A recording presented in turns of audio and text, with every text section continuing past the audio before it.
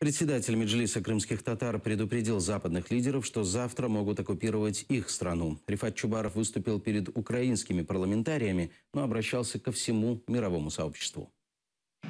18 квітня 2016 року рішенням Міністерства юстиції Російської Федерації, країни-агресора, Меджліс кримськотатарського народу внесений до перечню екстремістських організацій, діяльність яких заборонена на території Росії.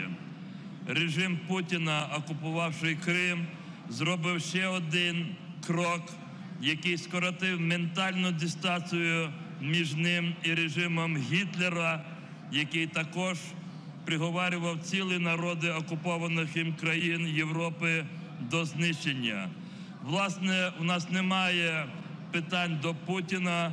Він поводить себе в окупованому ним Криму настільки брутально, наскільки йому дозволяє міжнародна спільнота.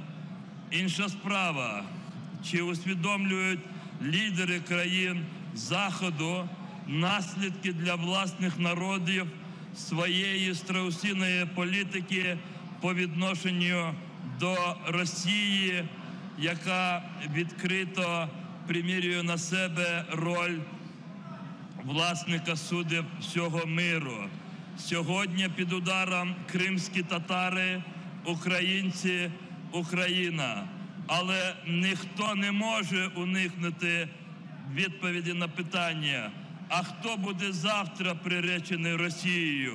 Отже, лідери країн Заходу, міжнародної спільноти мають зрозуміти, якщо не зупинимо Путіна, то завтра буде їхня країна, їхні народи.